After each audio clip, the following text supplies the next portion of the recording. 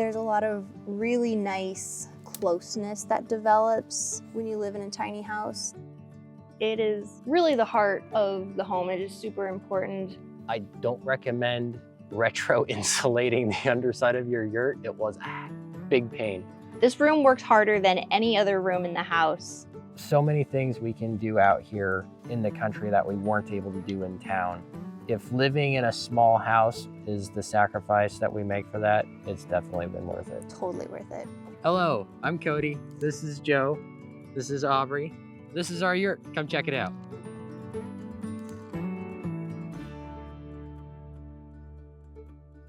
Welcome to the inside of our yurt. This is our kitchen. I should say we are pretty much 100% off-grid here in our yurt. So we don't have running water. We don't have electricity plugged into the yurt anywhere. So a lot of our design of our kitchen had to reflect those issues.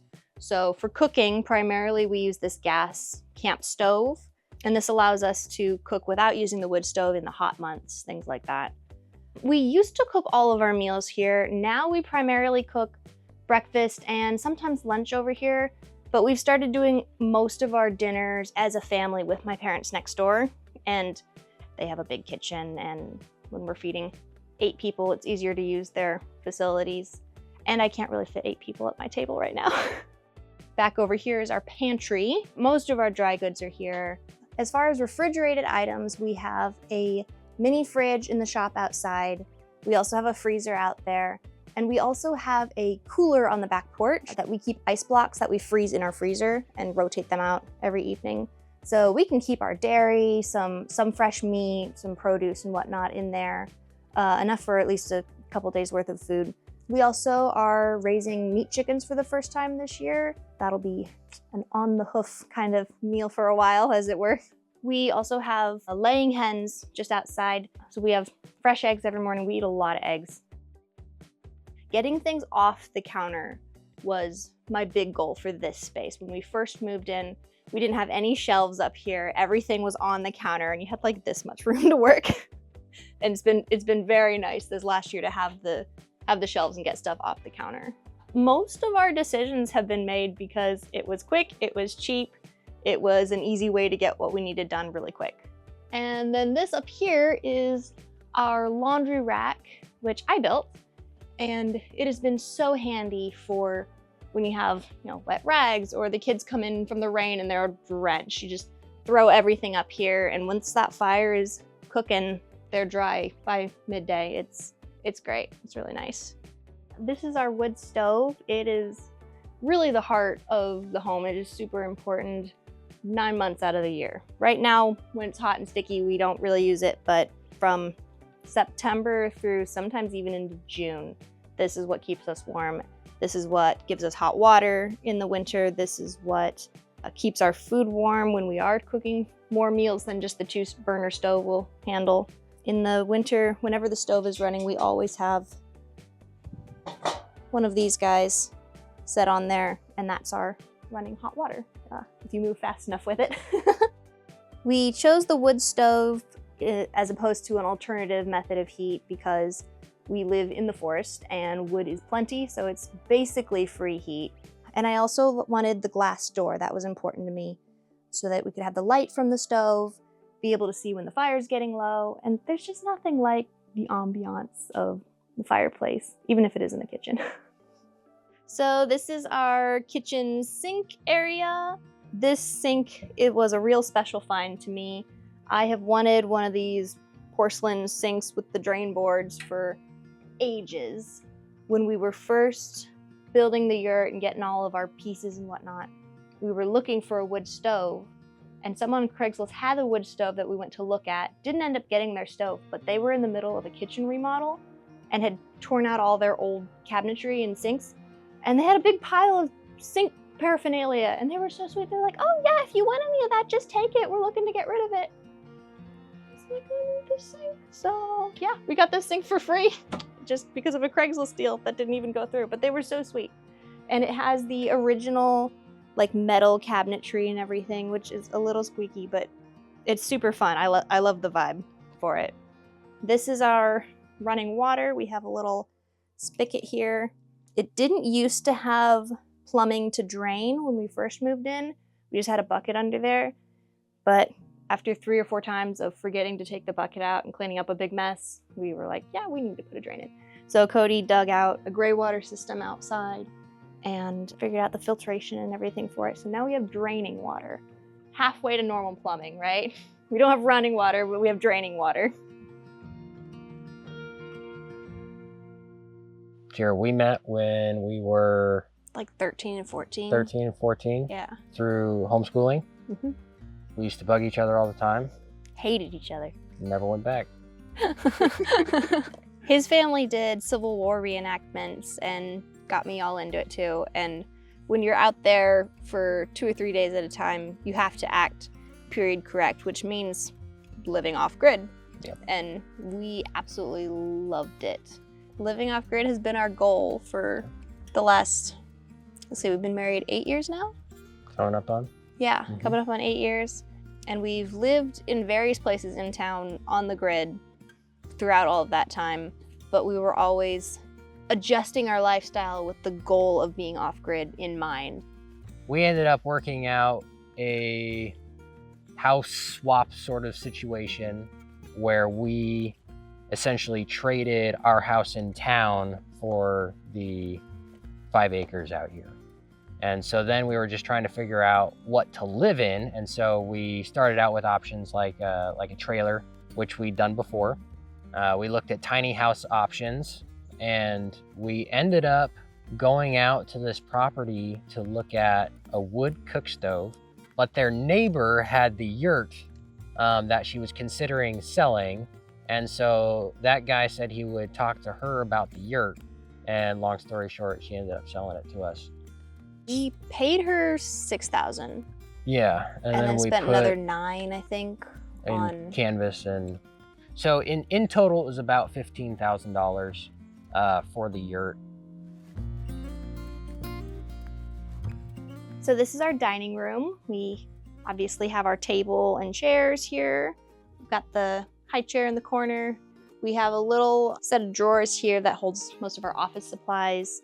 And then this hutch, which I salvaged from our church, was getting rid of it. And that's where I keep all of my good china and a few extra dishes.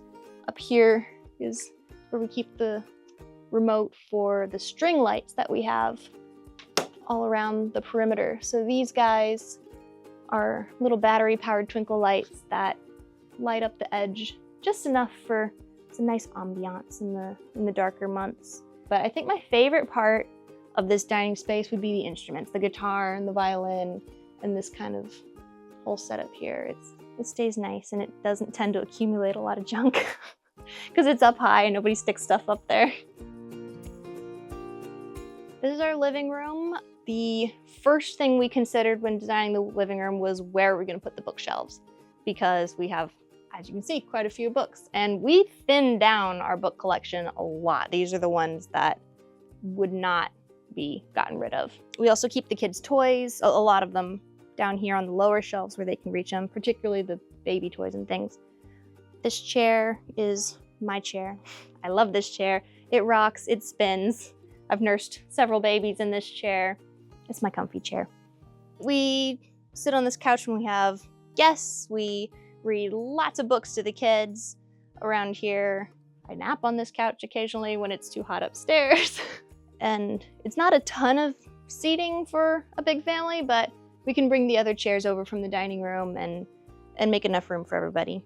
This is my sewing machine. As you can see, it's a treadle sewing machine, so no electricity required. You really have to know the trick to make it go, so it's fairly well childproof. The primary source of light for this room is the central dome. The first year we were here, we didn't have the sheet diffuser on it, and it was a lot of really harsh light. It came in kind of like a magnifying glass, and it would move across the house in the middle of the day, just burning your feet as it went.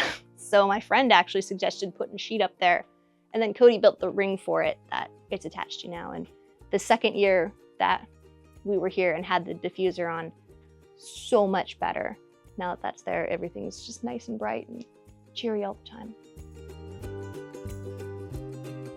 This is our bathroom / utility room / mudroom / backdoor extra entryway. This room works harder than any other room in the house. We have our composting toilet here, which my husband built. It has the bucket in the back and a urine diverter with a jug in the front.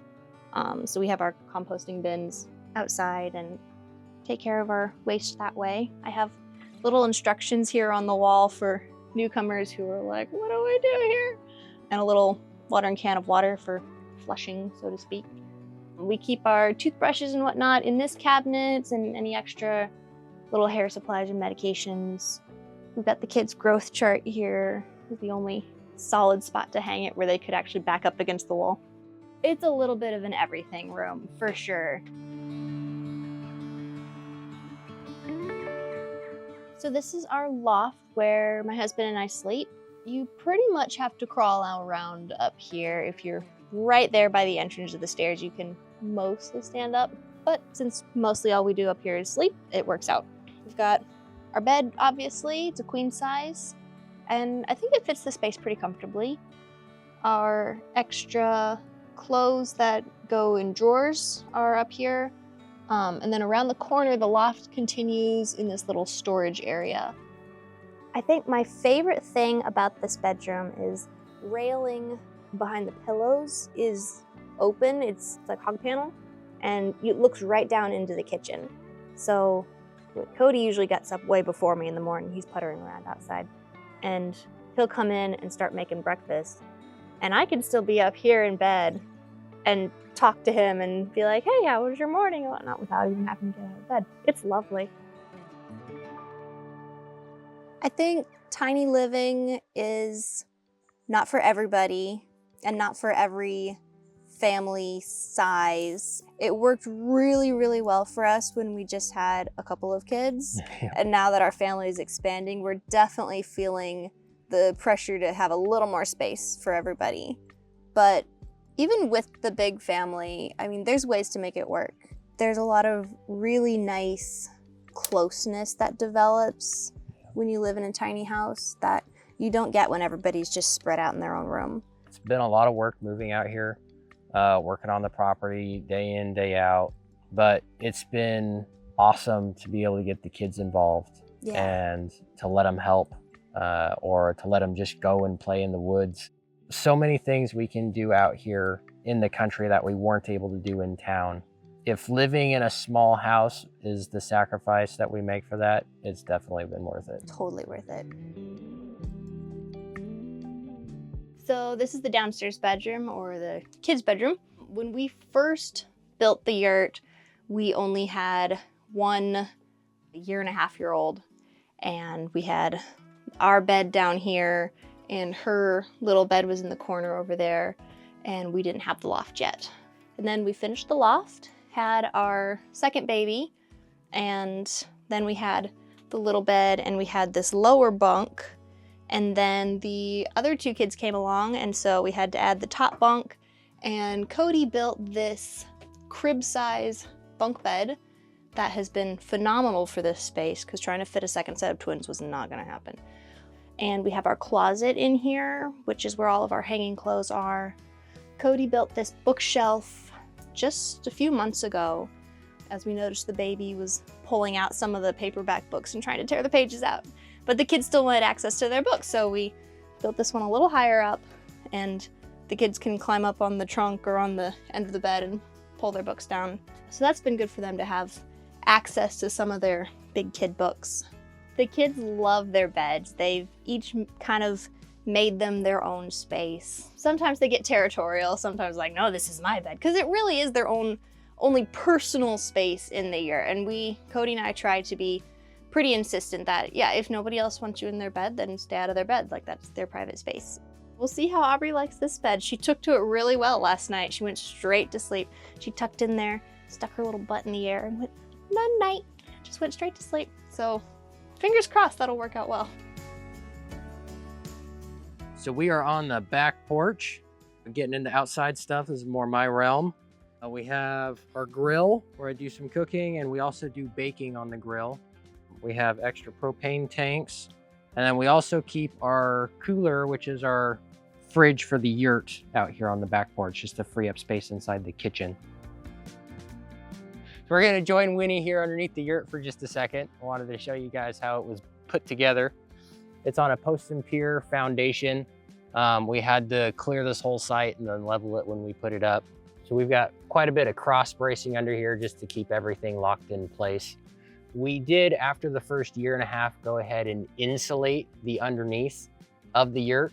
I don't recommend retro insulating the underside of your yurt. It was a big pain.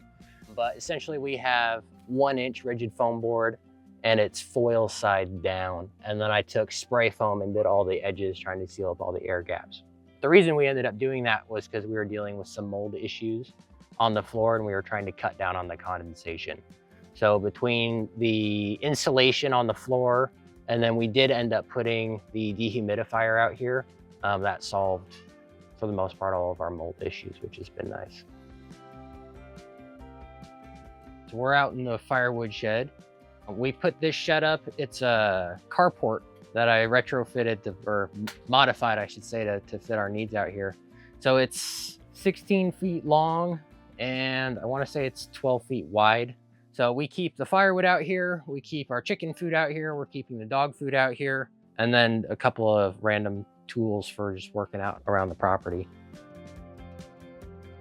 So we're up here by the chickens. We put this in this year. We had a neighbor down the road that was moving, and she gave us 8 hens that were laying. So we're getting right now between 5 and 6 eggs a day usually. And then this spring we got 15 chicks that are all going to be layers, and so that's where all of these birds are coming from. And those chicks will start laying here in a couple more months. The chickens have been great for us. They provide plenty of compost for our garden, but it is nice to be able to walk out in the morning, gather some eggs, and be like, hey, let's have some fresh eggs for breakfast, and not have to worry about that. Behind me here is going to be our future house site. The yurt for us has been kind of temporary, see how long we can make it in there.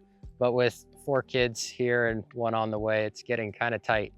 So we're planning on building about a 30 by 30 house in this clearing behind us. And that's been a long process. Long in the making and long to come, but not too much longer, hopefully. So we do have a YouTube channel where we talk about more yurt life, homestead, off-grid stuff. I also have an Instagram page. Those are all under the name Feels Like Homestead. Thanks for visiting our yurt. Keep up on the progress. Keep an eye on our YouTube, Feels Like Homestead, and we'll see you there.